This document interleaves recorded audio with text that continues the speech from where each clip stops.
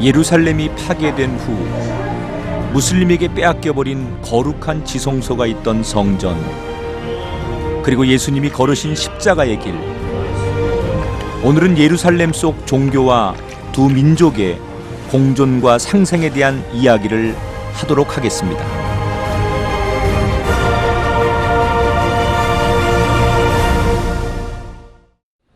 솔로몬이 성전을 지은 이후 4번의 파괴가 일어나고 전 세계로 흩어졌던 이스라엘 백성들, 그래서일까요? 유대인들은 성지를 밟는 것 자체만으로도 기쁨에 넘쳐 춤추고 노래를 부르곤 합니다. 유대인들이 춤을 춘 곳은 예루살렘 성전으로 올라가는 문이 있던 서쪽 벽입니다. 지금 저 길은 헤로디안 로드라고 합니다. 헤롯 왕 당시에 이 성전 서쪽에 나 있는 거대한 카르도죠. 시장통입니다. 보면 이 통이 가장 빈번하게 번화했던 상점 거리가 바로 이 헤로디안 길입니다. 건축광이라 불리던 헤로드 왕에 의해 4번째로 성전이 재건되지만 그마저도 로마에 의해 서쪽 벽을 제외하고는 완전히 무너지게 됩니다. AD 70년 디도 장군에 의해서 예루살렘이 파괴될 때에 당시의 참상을 볼 수 있는 그 장소가 그대로 이렇게 보존이 되어 있습니다. 돌 위에 돌 하나도 남지 않으리라는 예수님의 예언처럼 성전은 완전히 파괴되는데요. 그중 우리의 관심을 끄는 돌이 하나 있습니다. 성벽 가장 높은 자리에 위치해 제사장이 나팔을 불던 자리에 쓰였던 돌인데요. 성전이 파괴되면서 이 돌도 굴러 떨어진 것입니다.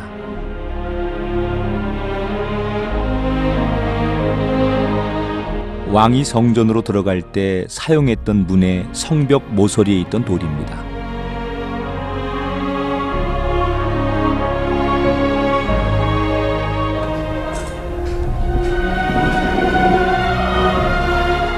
서쪽 벽의 문을 통해 왕이 성전에 올라갔다면 백성들은 남쪽 벽의 문을 통해 성전에 오르내렸는데요. 성전에 오르던 옛 길이 아직도 남아 있습니다. 밑에 다윗 도시와 위쪽에 성전이 있던 장소를 연결하는 그러한 고고학 유적지고요. 이곳은 성전으로 올라가는 옛 길이었는데 이 길 자체가 상당히 우리 경건함을 주게 돼 있는데, 성전으로 올라가는 계단은 폭이 넓었다 좁아지고 넓었다 좁아지는 형태를 띠고 있는데요. 한 번에 오르지 않고 걸음을 멈춰 하나님을 묵상하기 위함입니다.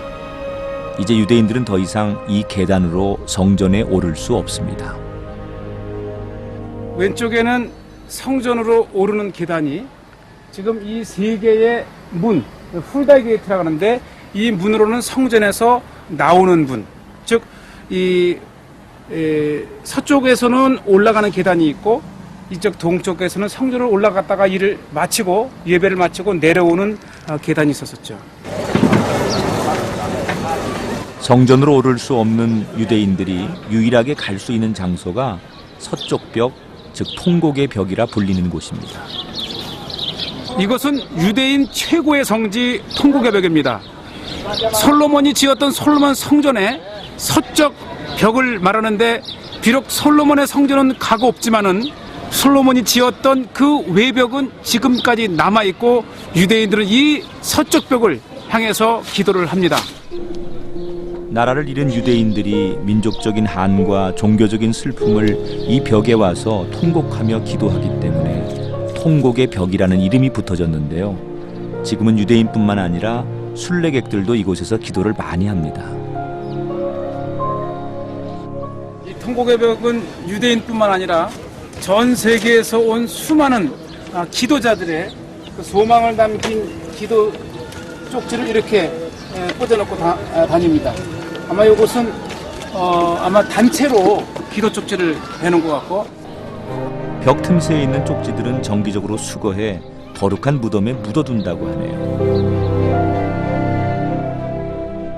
성전으로 들어가는 문은 모두 막혀 있고 하나님을 만날 수 있는 지성소마저 무슬림에 빼앗긴 유대인의 슬픔, 유대인이 아니고서는 결코 이해할 수 없는 고통입니다.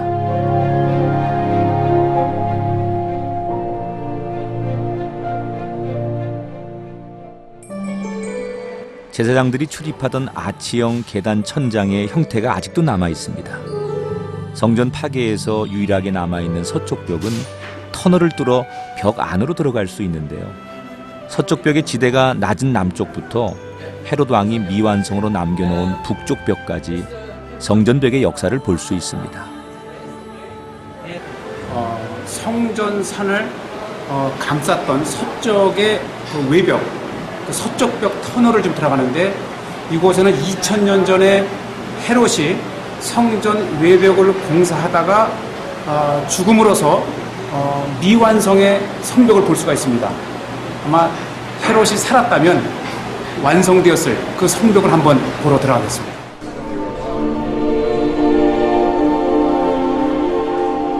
솔로몬 시대에 지은 성전벽의 돌들이 아직도 남아 있는데요. 벽을 쌓은 벽돌의 형태에 따라 시대를 구분할 수 있습니다. 바로 돌을 이러한 테두리를 만드는 것, 이것이 이 헤롯 시대 때의 특징이죠. 그래서 이러한 형태를 가진 이 돌은 헤롯 시대 때에 건축된 그런 건축물이라는 것을 말해주고 있습니다.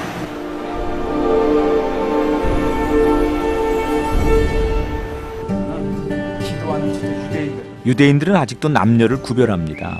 그래서인지 서쪽 벽 안에서 기도하는 남녀의 장소가 다른데요. 유리 너머로는 남성들의 기도처입니다. 그런 여자들도 우리에게도 기도할 권리가 있다. 우리에게도 장소를 달라 해서 이렇게 유리벽으로 분리를 시켜서 이 안쪽에는 여성들이 기도할 수 있는 장소를 이렇게 배려를 했습니다. 유리문을 사이에 두고 기도를 하고 있지만 아마 이들의 기도는 하나이지 않을까요? 서쪽 벽의 통로를 따라 이동을 하다 보면 자연석을 깎아 만들어 좁아지기도 하고요. 성전이 무너질 때 파괴되었던 돌들이 깨어진 채로 보존되어 있기도 합니다. 당시의 성전과 성벽이 무너지면서 그 무너진 그 상태의 것을 이게 보고 있습니다. 거대한 이 바위, 벽돌이 이렇게 무너진 채로 그 생생한 현장의 모습들을 보고 있어요. 당시 성전 파괴가 얼마나 참혹했는지 짐작할 수 있는 모습입니다. 산의 높이에 따라 쌓은 서쪽 벽의 길이는 무려 450m나 되는데요. 북쪽으로 올라갈수록 산의 정상에 가까워 자연적인 바위를 이용해 벽을 만든 것을 볼 수 있습니다. 서쪽 벽의 남쪽 부분은 높이가 있어서 벽돌을 쌓아서 서쪽 벽을 지었고 북쪽으로 올라갈수록 자연적인 돌이 있습니다. 그래서 이 돌을 오히려 캐내고 이스라엘의 전통적인 촛대 메노라로 지성소가 가까움을 알려주네요. 제가 서 있는 이곳이 솔로몬 시대 때 성전이 있던 지성소에 가장 가까운 곳이라고 합니다. 유대인들은 성전산에 올라갈 수가 없어요. 왜냐하면 그곳 어딘가에 법궤가 묻혀 있다고 생각을 합니다. 그래서 이 데려갈 수 없는 유대인들은 이곳 서쪽 터널에 들어와서 가장 가까운 이곳에서 옛 성전을 그리워하며 기도를 합니다. 서쪽 벽의 중간쯤에 성전의 지성소가 있었습니다.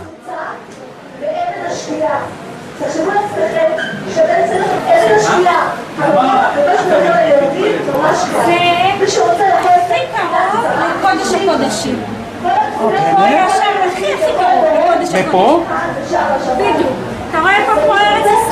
כן, כן,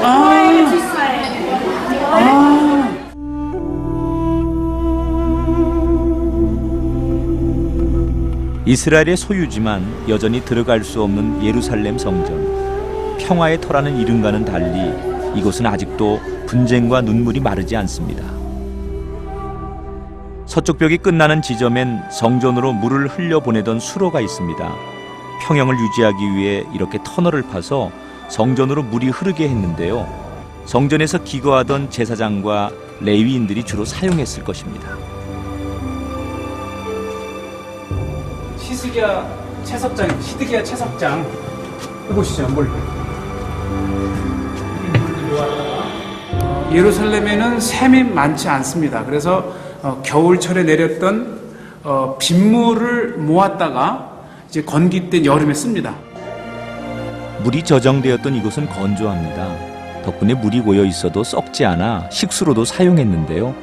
꽤 깊고 넓습니다. 드디어 450m에 달하는 서쪽 벽의 터널을 벗어나네요.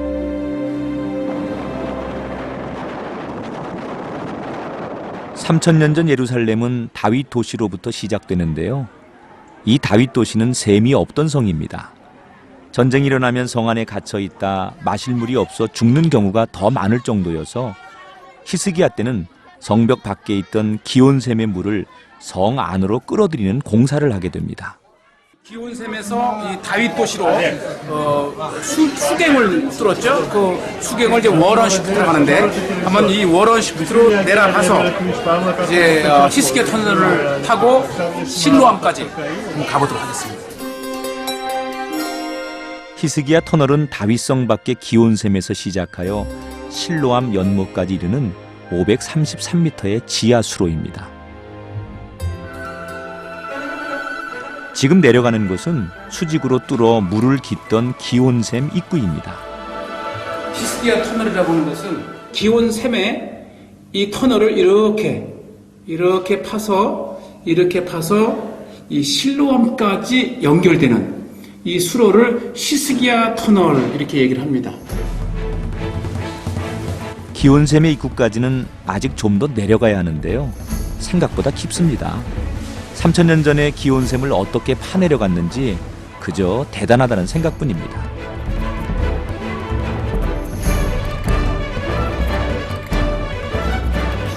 기온샘 바로 위까지 이렇게 수갱을 만들어서 기온샘 위에서는 수직으로 우물처럼 파 내려가서 기온의 샘의 물을 퍼 올려서 이 터널을 통해서 성 안으로 물을 퍼 올리던 시스템입니다. 히스기야 터널과 만나는 기온샘의 수로는 좀 더 내려가야 합니다.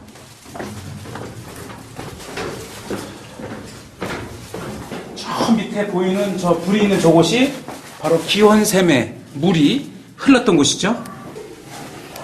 기온샘의 물이 흘렀던 불빛이 있던 깊이까지 내려가야 히스기야 터널을 만날 수 있습니다.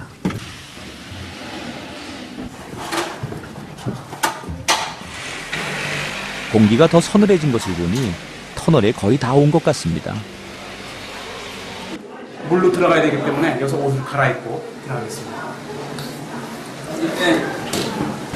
이제 이 계단만 내려가면 아직도 물이 흐르고 있는 히스기야 터널로 들어가게 됩니다. 예전에는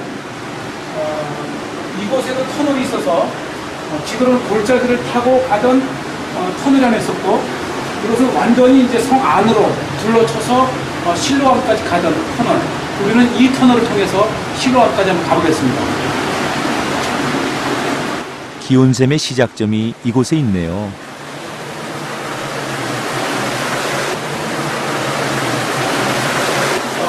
기온샘의 샘이 있는 곳입니다. 바로 이 발 밑에서 여기 이곳에서 지금 기온샘의 시작점 이곳에서 물이 지금 솟아나고 있습니다. 예전에는 이 물이 예루살렘에 사는 사람들을 먹여 살린 샘입니다. 감사합니다. 드디어 들어갑니다. 물살이 제법 세게 흐릅니다.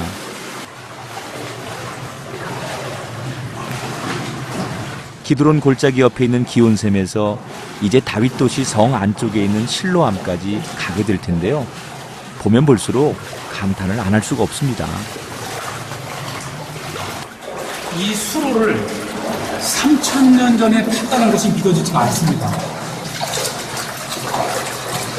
당시 예루살렘의 거민들이 정가 망치 하나로 이 터널을 팠다는 것이 참 신비해요. 터널의 높이는 낮아졌다 높아졌다를 반복하는데요. 물의 흐름을 유지하기 위한 것입니다. 3000년 전에 탔던 곳에서 작지만 종류가 자라고 있어요. 터널의 높이뿐만이 아니라 수로를 걷다 보면 방향이 갑자기 바뀌기도 하는데요. 정확히 중간쯤 오면 이게 이제 파나가다가 갑자기 방향을 튼 흔적이 있습니다. 한 35도에서 40도 정도가 틀어서 가는데 처음에 이렇게 모르고 파 나가다가 이게 아니다 해서 다시 틀어서 가다가 또 아니다 이렇게 해서 세 번째 이 방향을 잡기까지 두 번의 이런 이제 참가했는데 이게 이제 이 지점에서 왜 계속 파 나가다가 이게 갑자기 40도를 틀어서 오른쪽으로 비껴 나갔을까? 그러게요. 궁금합니다. 봉사하던 사람들은 왜 수로의 방향을 틀었을까요? 학자들은 이렇게 직선으로 가도 될 것을 S자로 돌아서 갔던 것은 저 위에 혹시 왕들의 무덤이 있었지 않을까? 그 밑으로 지나가지 않기 위해서 이렇게 S자로 팠을 것이다. 이렇게 또 추측을 합니다. 3000년 사람들은 어떻게 수로의 위치를 파악하고 깊이를 달리하면서 파들어갔는지 그저 그 지혜가 놀라울 뿐입니다. 시스비아 터널 방문은 가장 하고 싶으면서도 사실은 막상 오면 좀 주저하는 그런 곳이죠. 이 533m의 이 컴컴한 터널을 어떻게 통과할까? 사실 15년 전, 20년 전만 해도 이 지역을 통과할 때는 우리가 이제 촛불을 들고 왔어요. 촛불을 들고 지나다가 이 안에는 미세하게 바람이 통과해 나가는데 이게 꺼지는 거예요. 꺼지면은 그 긴 거리를 아무 불빛 없이 이렇게 더듬더듬해서 통과했던 시절도 있습니다. 히스기야 터널은 기온샘과 실로암 연못에서 동시에 파들어갑니다. 양쪽에서 파오던 작업 인부들이 이제 마침내 서로 맞다 할 때의 그때의 상황을 기록해 놓은 유명한 실로암 비문이죠. 이것이 1800년대에 발견이 되어서 지금 이스탄불 박물관에 있고 그 복사본을 이곳 그 위치에 이렇게 달아놨습니다.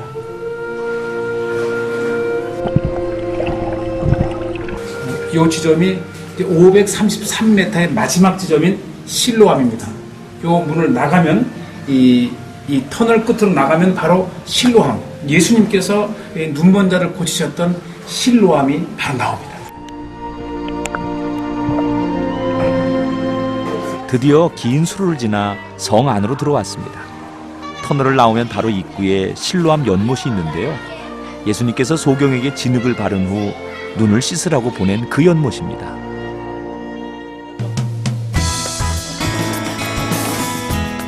금강산도 식후경이라고 예루살렘 시장에 들러 허기를 달래기로 했는데요. 이 집은 시장 안에 있는 양고기 꼬치구이 집입니다.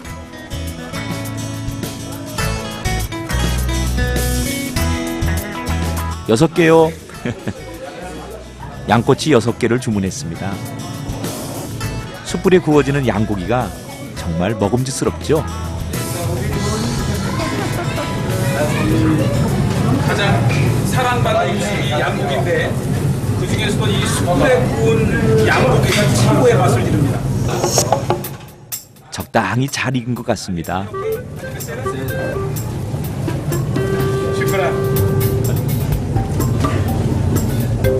양고기에 가장 맛있게 요리를 한 시실릭이라고 하는 양고기 꼬치입니다.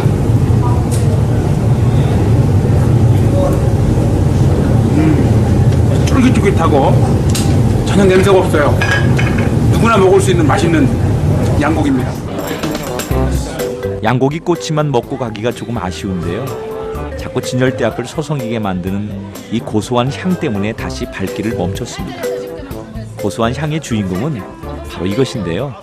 콩으로 만든 펠라페입니다.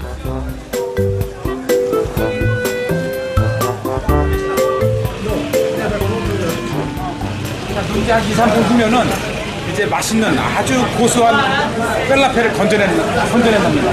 자기들로 병아리 콩과 다양한 야채를 섞어 갈아낸 반죽을 둥글게 튀겨낸 것이 펠라페인데요. 그 맛 또한 일품입니다. 뜨거울 텐데요. 이 갓 구워낸, 갓 튀겨낸 이 펠라펠이 정말 이스라엘 사람들의 가장 사랑받는 음식 중에 하나입니다. Pues,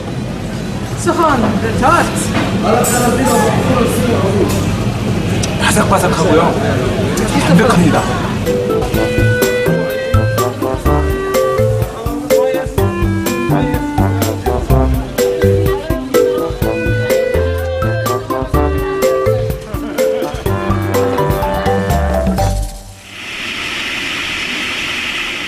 예루살렘 성전이 로마에 의해 무너진 다음 무슬림에 의해 예루살렘이 점령되는데요.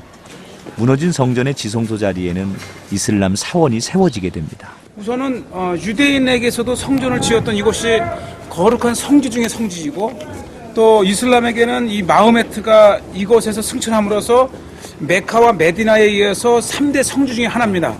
양측 그 누구도 양보할 수 없는. 그래서 이 이스라엘과 팔레스타인 모두가 이것을 원하면서 이스라엘이 점령을 하고 있지만은 이 관리권은 또 이 이슬람에게 있습니다. 그래서 거의 한 20년 정도 이것이 이제 방문이 금지되었었죠. 오늘 첫 한국 방송 사상 처음으로 이것을 우리가 이제 한번 들어가 보게 됩니다.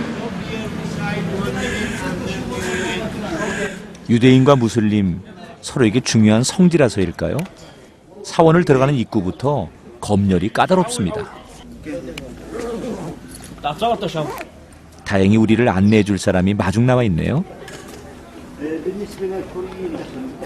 최근 들어서 황금둠이 있는 이 성전산을 방문을 허락을 하는데 매일 7시 반서부터 10시까지만 일반인들의 그 방문을 허락을 합니다. 물론 그 황금둠 있는 그 바위 사원, 황금둠 사원은 물론 못 들어가죠.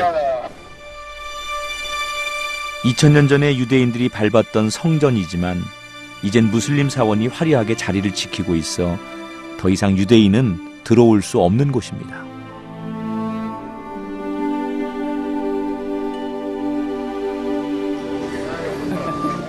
대부분의 사원이 그렇듯이 황금돔도 성지 중의 성지이기 때문에 사원에 들어가기 전 신발을 벗어야 합니다.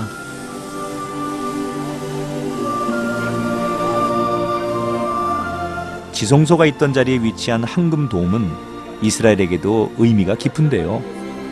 바로 그 마호메트가 승천했다가 하는 바위 위에 세워진 내부 모습이고요. 그 바위는 또 우리 그 기독교에서는 이것이 이제 모리아산 자락인데 이 아브라함이 그 아들 이삭을 드렸던 그 바위라고 이렇게 전승이 되어지고,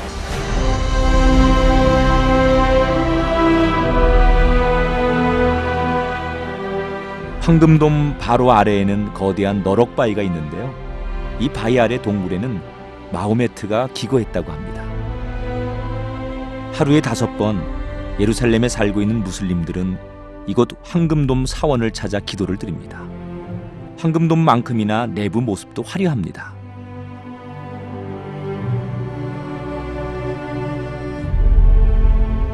철조물로 고정시켜 놓은 이 너럭바위 아래가 마호메트가 기거했던 동굴입니다. 이곳이 메카, 메디나에 이어 이슬람의 3대 성지가 될 수 있었던 것은 마호메트가 승천했다는 장소가 있기 때문입니다. 전승에서는 바로 이 굴에서 마호메트가 기거를 했고, 마지막 이 천정을 통해서 이렇게 한 사람이 1m 정도의 원형이 있는데 이것을 통해서 마호메트가 승천했다라고 하는 전승이 있습니다.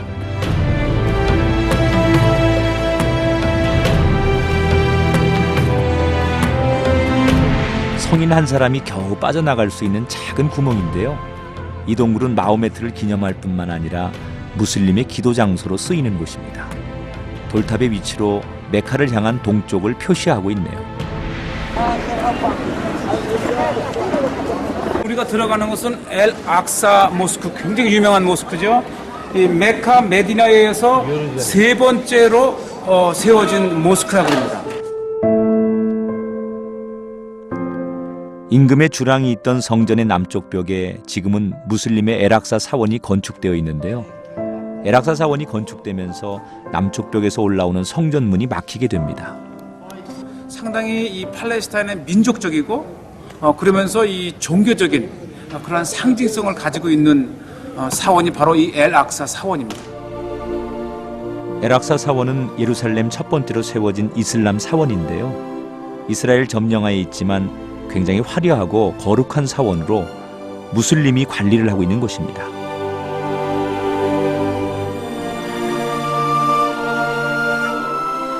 화려한 황금돔 사원 위로 하나님이 만드신 빛이 오늘도 저물어 가네요.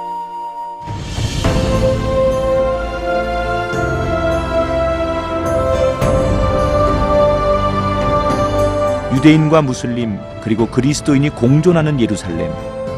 예수님께서 사형 언도를 받고 골고다까지 걸어가신 십자가의 길을 오늘도 순례하는 사람들이 있습니다. 그리고 예수님의 마지막 지상 명령 2000년 전으로 돌아가 제자들과 같이 들어보지 않으시겠습니까?